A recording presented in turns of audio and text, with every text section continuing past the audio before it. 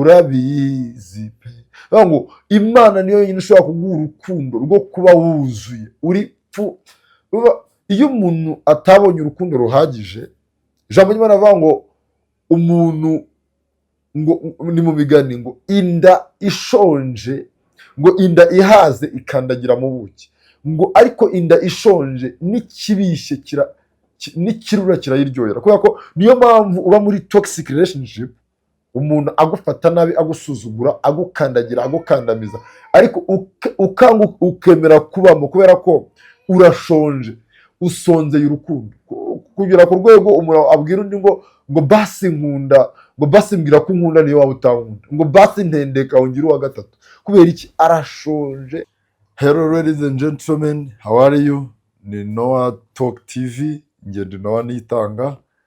Ndabashimiye cyane kuba turi kumwe muri kino kiganiro. Hari haciyemo igihe, nshimira cyane abakoze subscribe, abasharinga ibiganiro dukora, abadushigikira muri comment. Thank you so much. Hariciyemo iminsi, reka nanjye wenda mvuga ku ma update. Mu cyumweru gishize habayemo ibintu byinshi, ariko cyane cyane nk'abakurikiye ino channel habayemo kiriya gikorane cya Women Together, kiriya cya Apotre Mignoni, cyitabiriwe n'abantu benshi cyane bavuye mu mahanga n'abandi. Hatanzwemo ubuhamya bwinshi cyane, bizihizaga isabukuru y'imyaka 20 bamaze bakora muri Women Together mu nsanganyamatsiko muzi yitwa Wirira.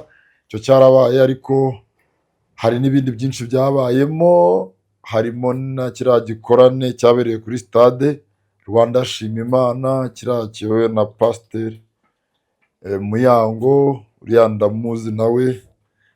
Urabona ko ari ibintu bigenda bifata isura mu bijyanye n'ibikorane mu Rwanda.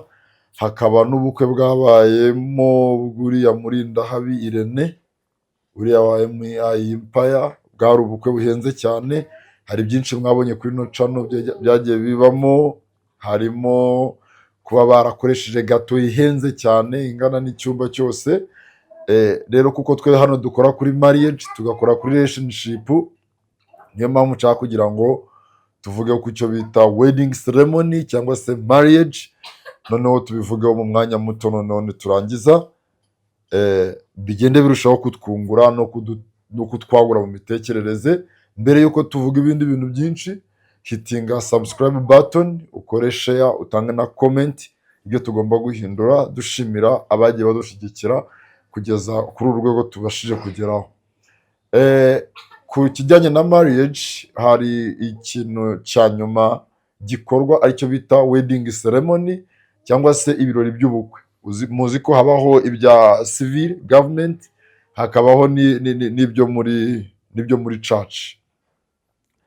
Mu by'ukuri iyo abantu bavuze marriage, abantu benshi bahita batekereza urya munsi nyine.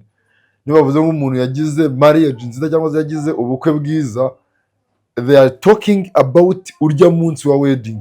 Abantu benshi bagatekereza kuri la wedding ceremony iba bwa nyuma, ndetse ishobora no kuba ifite cost iri hejuru. Hari n'abatinya gutangiza ingo, gushinga ingo, kubera ko batinya iriya cost ya wedding ceremony n'iriya garama ibamo. Gusa muri preparation of marriage, iyo ari kingdom marriage, kuko habaho ubwoko bwinshi bwa marriage. Hari iyi twita cohabitation, iyi twita come and stay. Nayo ni marriage kubera ko abantu baba babana, aho umuntu agenda agahura n'undi bakabana. Mu Banyarwanda babyita guterura, mu Barundi nabo manza ari uguterura, mu Banyamurenge ni ukubombora, ariko byose ni icyo bita cohabitation marriage, aho abantu bagenda bagahura bakabana. Hakabamo n'ubundi bwoko bwa marriage, ariko hakabamo n'iyo bita kingdom marriage, ariyo uzumva bavuga butumwa benshi bavuga. N'iriya marriage ya mbere yabaye aho Imana yahuje Adamu na Eve muri Eden. Ntekereza ko nta ceremony nyinshi zabayeho, ariko iyo bita kingdom marriage. Iyo rero kingdom marriage igira preparation, kandi abantu benshi iyo bakiri muri single time, mu gihe cy'ubugimbi n'ubwangavu cyangwa se mu gihe cyo kuba ingaragu, ntabwo bajya batekereza kuri marriage iri kingdom, kubera ko batekereza kuri ceremony.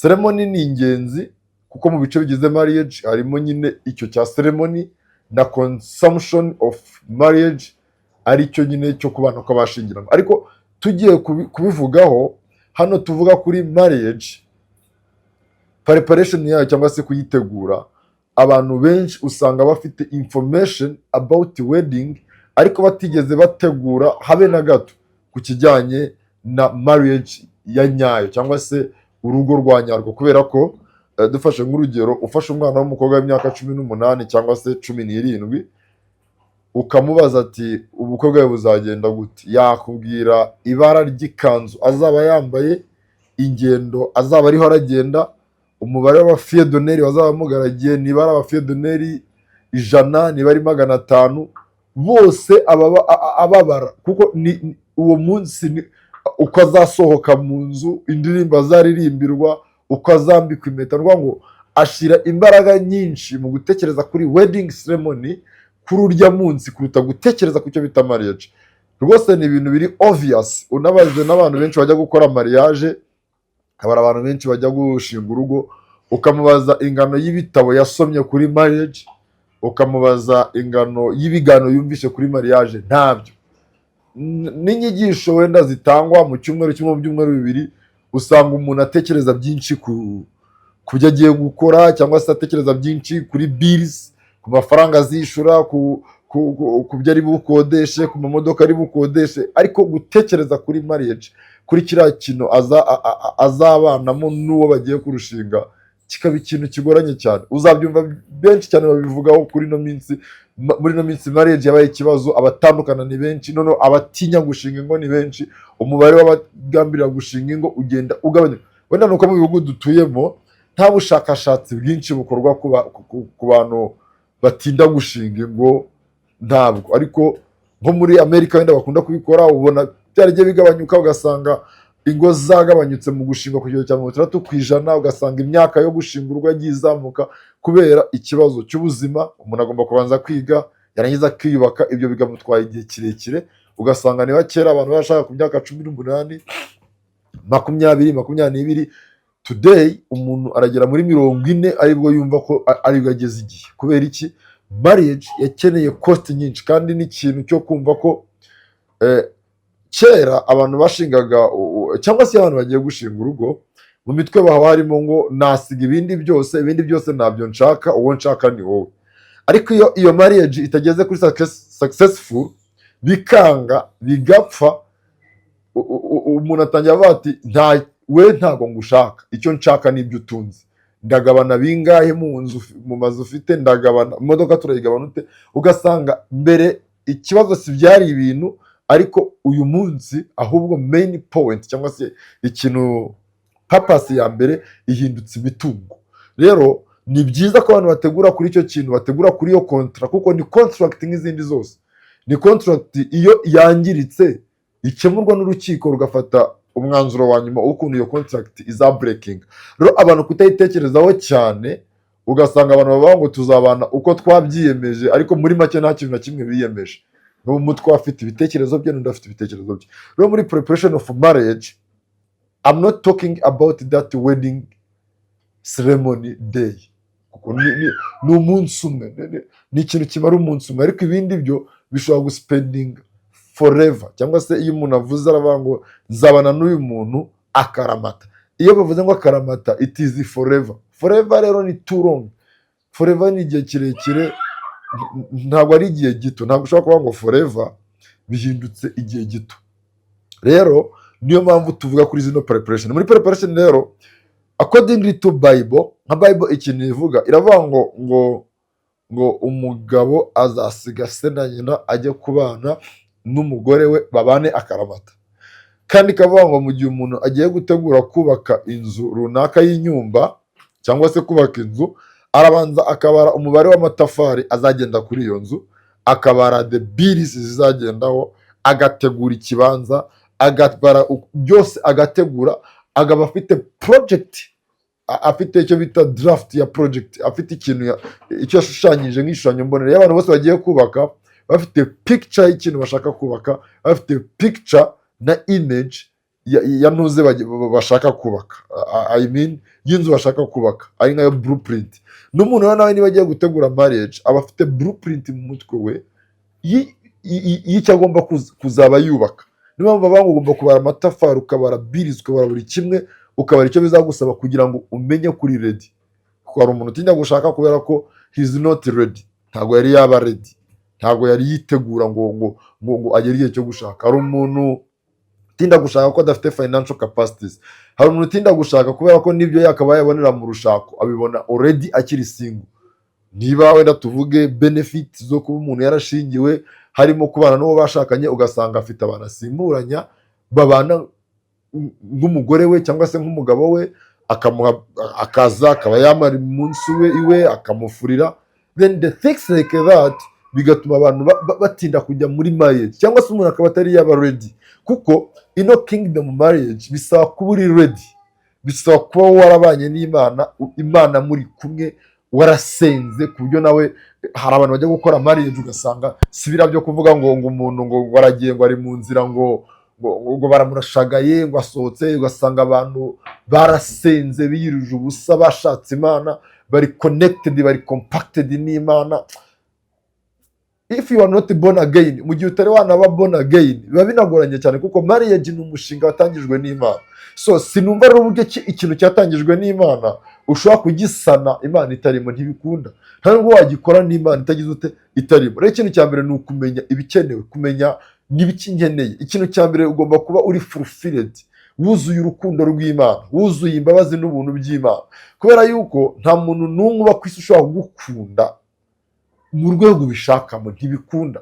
Keretse Imana yonyine, niyo yonyine izi gukunda. Rumanza arembye ngo erega ni wowe wenyine uzi gukunda, abandi turagerageza,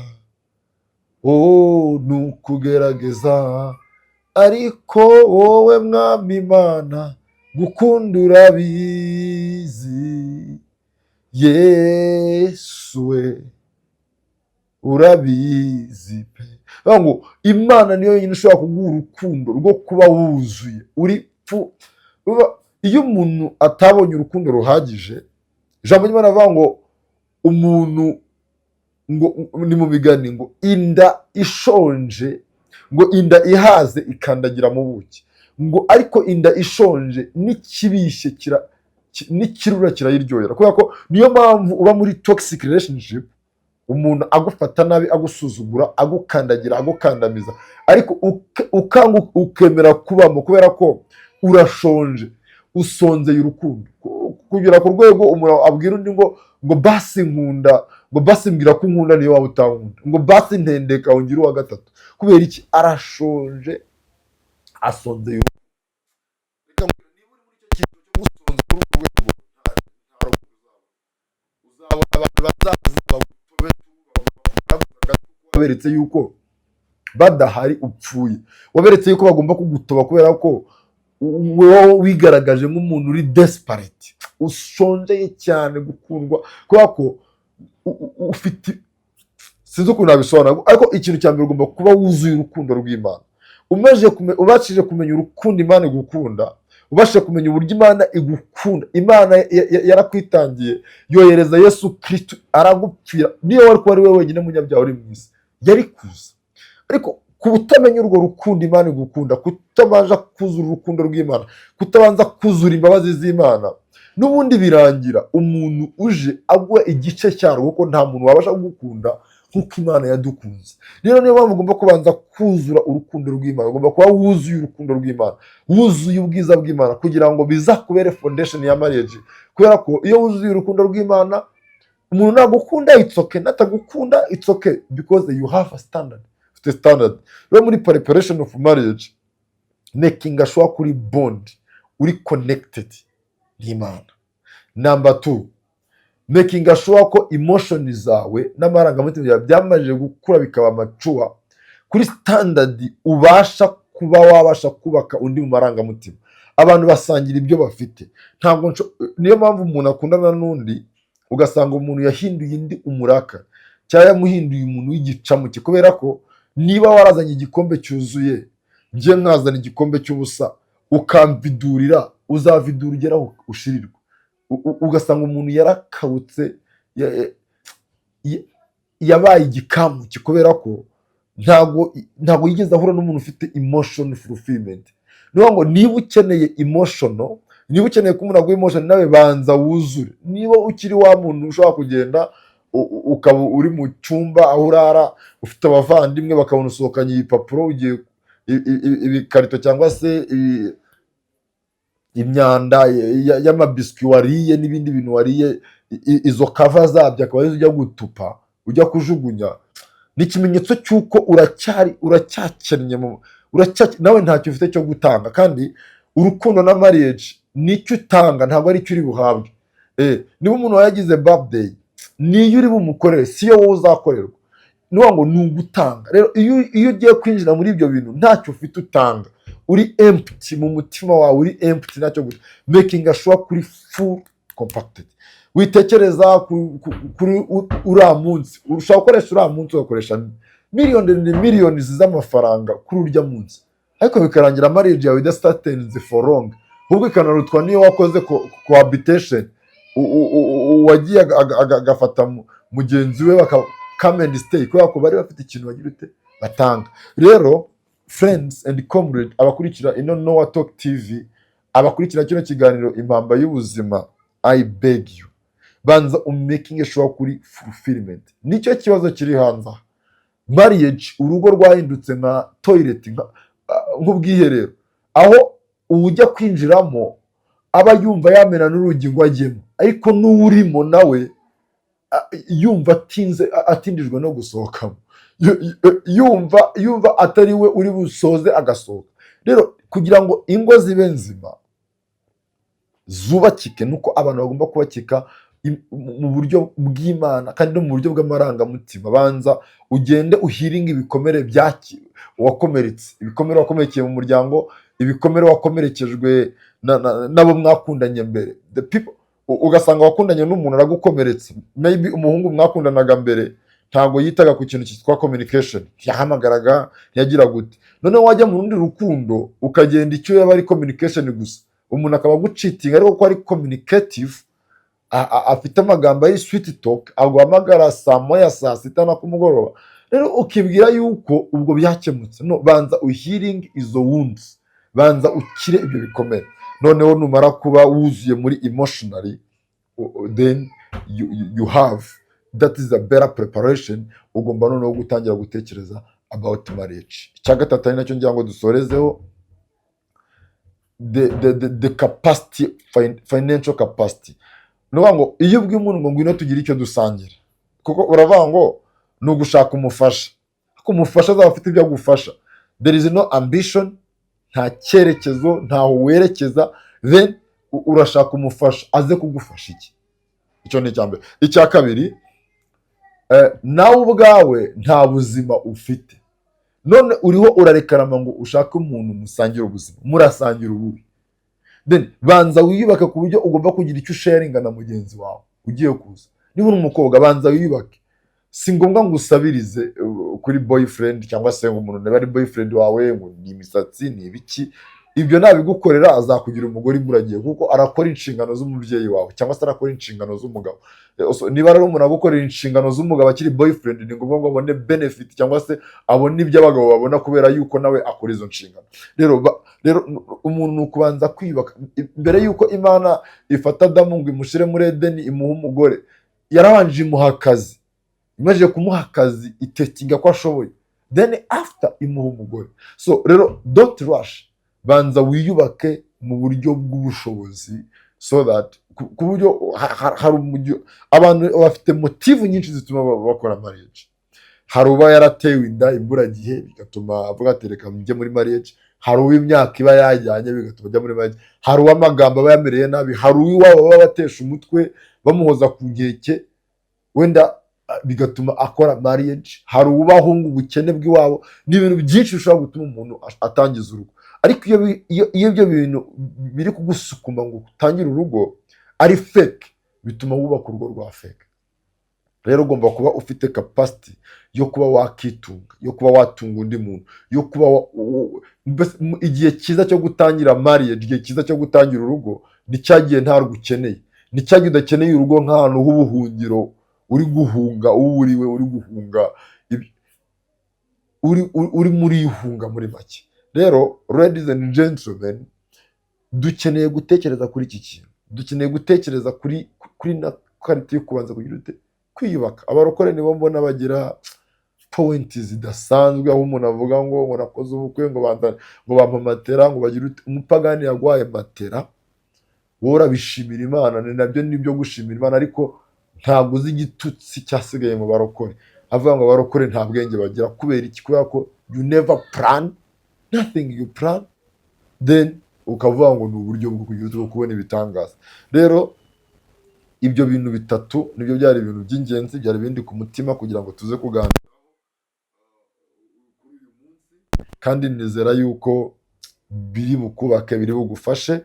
Ikindi kintu wenda nshaka kugira ngo nsoza ni ugushimira no kubakangurira ko kuba kuri no channel bizabafasha kugenda muraba update, cyane cyane dukora ibintu bishingiye kuri spiritually, bifite ahantu bihuriye n'agakiza, gusenga no kubaha Imana, kuko nibyo bintu cyane cyane tukibanda ku muryango, kandi bizagenda birushaho kugira ute kukubaka, making sure yuko ufite imbaraga. Kandi n'abari mu ngo mukeneye zino nama, mukeneye zino advice, kubera ko ubundi kugira ngo umuntu muconnecte bisaba byibuze minimum y'imyaka 10. Niyo umaze imyaka 2, imyaka 5, imyaka 7, so you need, ukeneye kwigura. Nk'uko ujya kumenya amakuru y'ibindi byabaye, nk'uko uba ushakisha amakuru y'abahanzi, shakisha n'amakuru yatuma wiyubaka, shakisha n'amakuru yatuma wubaka ubuzima bwawe. Marriage is very complicated. Umuntu ashobora kuyibamo abayeho nabi, kandi already ari muri marriage, igateza ibikomere, igateza kubaho umuntu ahangayitse, yihebye, kandi already ayirimo.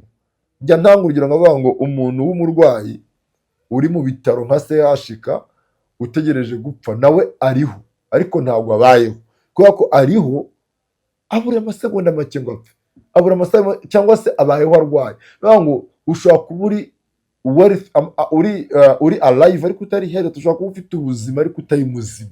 Rero niyo mpamvu tuvuga ngo reka twige kuri bino bintu, reka mudushigikire twe tubikora, kuko hari abandi bakora ibindi kandi ariko nabo barashigikirwa, ariko abavuga inkuru zigerageza gukangura amarangamutima, nimutabashigikira, nimutadushigikira bizatugora. Rero mudushigikire, dushigikirane, twubakane, twubake umuryango muzima, aribyo bizavaho kugira ngo abantu banubake n'itorero rizima, n'ibihugu bibe bizima, abantu barushaho kugenda baguka no gutera imbere. Rero ndabashimiye cyane abadukurikira kuri Noah Talk TV, mbashimira ko mudukurikira, muduha inama, mudushigikira, usharinze ibiganiro dukora, udushigikiye mu bundi buryo, uduhamagaye ukatubwira ibyo twahindura, uduhaye ubufasha mu bundi buryo.